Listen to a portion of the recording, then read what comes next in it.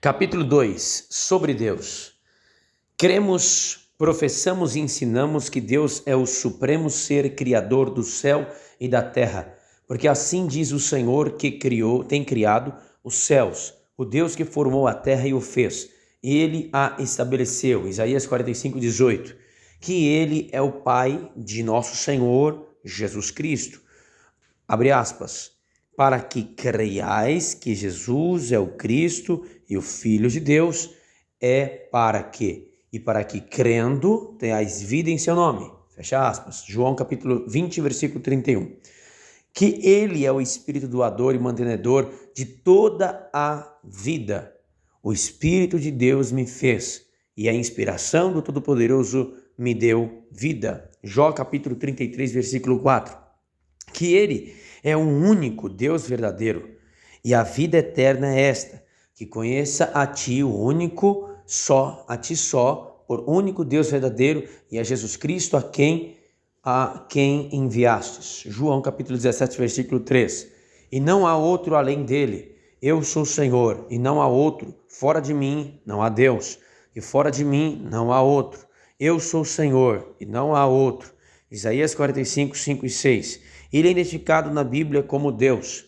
Eu sou Deus, o Deus de teu Pai. Gênesis 46, 3. Deus Altíssimo e Deus Todo-Poderoso, Jeová e o Senhor, além de outros nomes. Deus é um ser pessoal que possui atributos naturais, morais e de poder, qualidades, virtudes que lhe são próprias. Primeiro, sobre os atributos naturais. Deus é Espírito.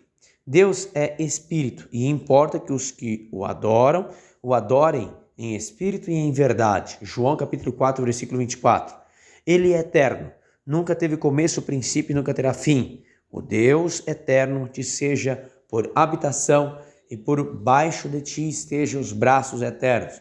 Deuteronômio 33, 27.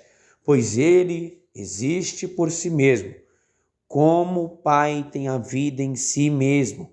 Assim, deu também ao Filho ter a vida em si mesmo. João capítulo 5, versículo 26. Deus mesmo disse, eu sou o que sou.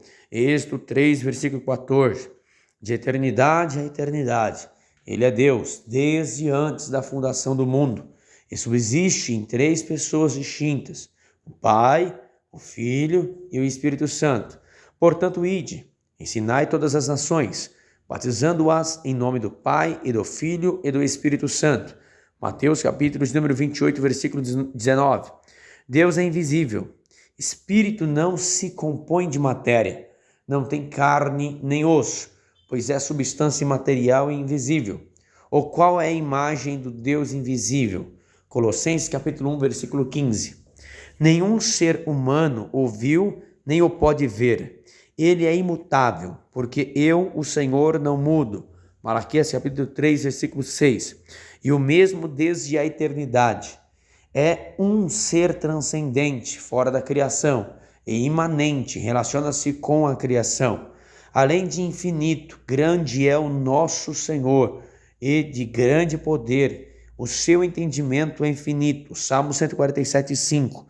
Deus é um ser pessoal, ele tem consciência de si mesmo e possui poder de autodeterminação.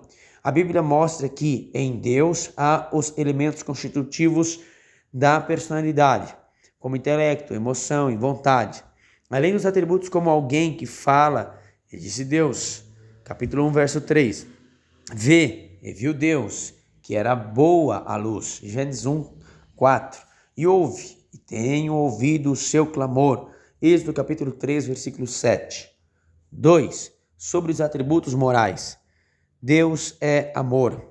Aquele que não ama não conhece a Deus, porque Deus é amor. 1 João capítulo 4, versículo 8. Ele é incomparável em santidade. Nenhum outro atributo divino é tão solenizado nas Escrituras como este. Não há santo como é o Senhor, porque não há outro fora de ti. 1 Samuel capítulo 2, versículo 2. Incomparável é, ainda em verdade, em fidelidade, em justiça e amor, em bondade, benignidade, misericórdia e graça. 3. sobre os atributos de poder. As perfeições exclusivas de Deus, como a onipotência, a onisciência, a onipresença, são características que comprovam a sua grandeza e infinitude. Deus é onipotente, Ele é o Deus Todo-Poderoso, porque para Deus nada é impossível. Lucas capítulo 1, versículo 37. O poder de Deus é ilimitado, não há coisa alguma impossível para Ele. A sua vontade, porém, é determinada por sua natureza santa e justa, pois Ele não pode ver o mal e nem praticá-lo. Tu és tão puro de olhos que não podes ver o mal e a vexação não podes contemplar. Abacuque capítulo 1, versículo 13. Nem pode mentir, o qual Deus não pode mentir. Prometeu antes dos tempos dos séculos. Tito capítulo 1, versículo 2. A onisciência e o conhecimento pleno de todas as coisas necessárias ou contingentes que aconteceram e acontecerão e que poderiam ou não acontecer. O conhecimento de Deus é perfeito e absoluto sobre todas as coisas no céu e na terra, de todos os eventos e de todas as circunstâncias que devem e podem ser, que serão e que seriam por toda a eternidade passada e futura, que anunciam o fim desde o princípio e desde a antiguidade, as coisas que ainda não sucederam. Isaías 46, 10. Trata-se de um conhecimento infinito e imediato, em que não há esquadrinhação. Isaías 40, versículo 28. Deus é onipresente, mas, na verdade, habitaria Deus na terra? Eis que os céus e até o céu dos céus te não poderia conter. Quanto ao menos esta casa que eu tenho edificado, 1 Reis capítulo 8, versículo 27. 4. Sobre o nome de Deus. O Deus verdadeiro revelado nas Escrituras apresenta-se a si mesmo como diversos nomes e títulos que são inerentes à sua natureza e que revelam suas obras e seus atributos. Há 3 termos no Antigo Testamento hebraico para Deus. São eles El, Eloá, Elohim. O Novo Testamento grego usa o substantivo Theos para Deus. O nome El significa ser forte e proeminente, sendo um termo semítico muito antigo para a divindade, usado para identificar o Deus de Israel. E levantou ali um altar e chamou-lhe Deus, o Deus de Israel. Gênesis 33, 20. E contudo empregado também para deidades dos antigos povos semitas, como nomes próprios e como apelativos. Eloá é a forma expandida de El, e Elohim, e o plural de Eloá. O nome Elohim refere-se à ideia mais abstrata da deidade, de um Deus universal e criador do mundo, indicado a transcendência da sua natureza. Deus é apresentado pela primeira vez na Bíblia como este nome. No princípio criou Deus o céu e a terra. Gênesis capítulo 1, versículo 1. E o único nome empregado para o Criador no relato da criação é em Gênesis capítulo 1, 5 ou 5, sobre outros nomes de Deus. Outros nomes são mencionados nas Escrituras, os quais também revelam a natureza e os atributos de Deus de Israel, como Elion, Shaddai, Adonai e Yahvé. O nome Elion significa Altíssimo. Bendito seja Abraão do Deus Altíssimo. Gênesis 14, 19. Shaddai quer dizer Todo-Poderoso. Apareceu o Senhor a Abraão e disse-lhe: Eu sou o Deus Todo-Poderoso. Gênesis 17, 1. E Adonai indica Senhor. Eu vi o Senhor assentado sobre um alto e sublime trono. Isaías 6, 1. O nome Yahvé é conhecido por meio do tetragrama. As 4 consoantes do nome divino Yahvé, YHWH, identificado também como Jeová, cuja forma foi inventada no final da Idade Média, quando as vogais do nome Adonai foram inseridas no tetragrama.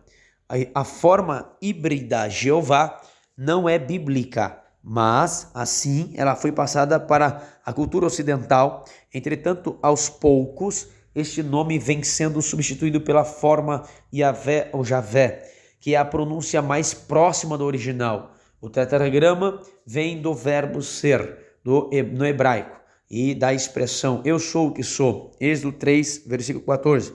Isso revela que Deus é o que tem existência própria, ou seja, existe por si mesmo.